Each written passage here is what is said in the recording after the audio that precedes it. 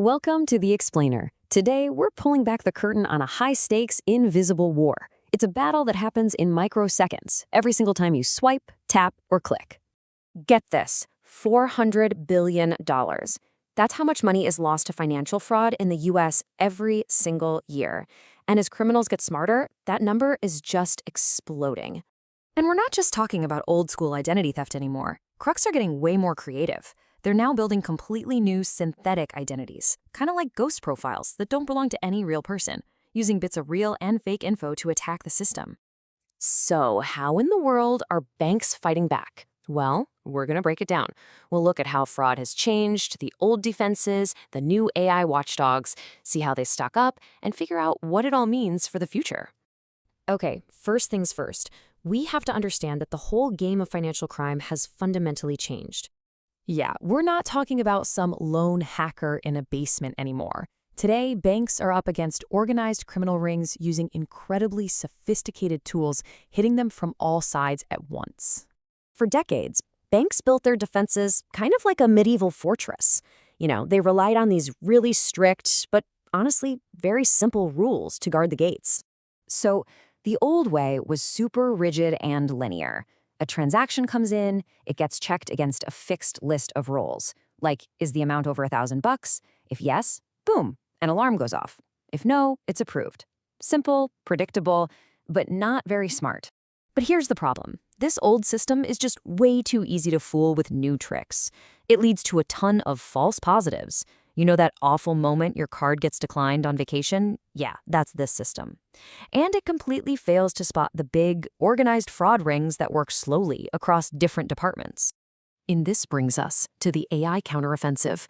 And believe me, this is a massive paradigm shift in how banks are defending your money.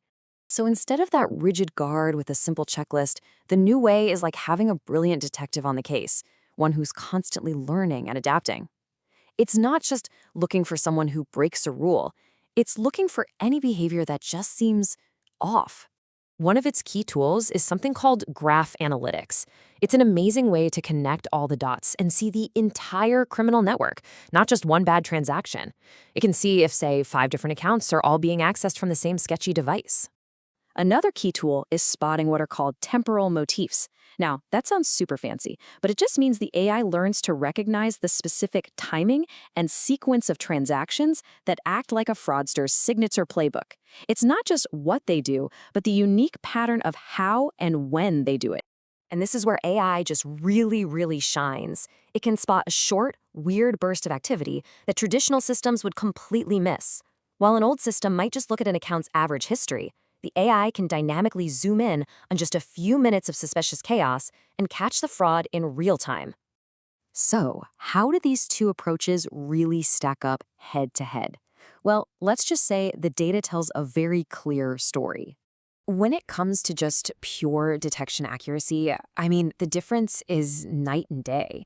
AI-based methods are so much more effective, with accuracy rates jumping way up into the 85 to 95% range. They're catching sophisticated fraud that the older systems just don't even see. And just as important, AI dramatically cuts down on those false positives. And that means fewer of your legitimate transactions get incorrectly blocked. No more of those frustrating declines when you're just trying to buy something. The rate of those errors can be cut by more than half. That's huge. This right here really captures the whole picture.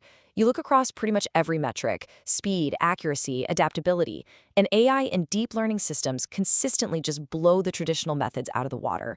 They're literally pushing the boundaries of what's possible, leaving the old systems in the dust. Okay, so what does this new high-tech frontier of fraud detection actually mean for us, the customers?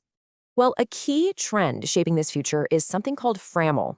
It stands for the Convergence of Fraud and Anti-Money Laundering Teams.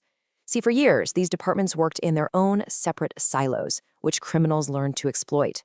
By finally combining them, banks get a complete, holistic view of a criminal's activity, all the way from the first scam to the attempt to launder the money. Ultimately, what this all leads to is a future with both less friction and better security. For example, your bank's app can use your phone's location to seamlessly verify a purchase, which means fewer of those mistaken declines when you're on the go. And all the while, that same AI is working silently in the background, spotting complex fraud rings you never even knew existed. And you don't have to take my word for it. As this executive from US Bank, who's a real pioneer in this tech, points out, it's a true win-win. Better security for the bank and a safer, way more convenient experience for all of us. Which brings us to a final, pretty provocative thought. This arms race is far from over. As the AI systems defending our accounts get smarter and smarter, you can bet the AI being used to attack them will too. This ongoing battle is going to continue to shape the very future of our financial security.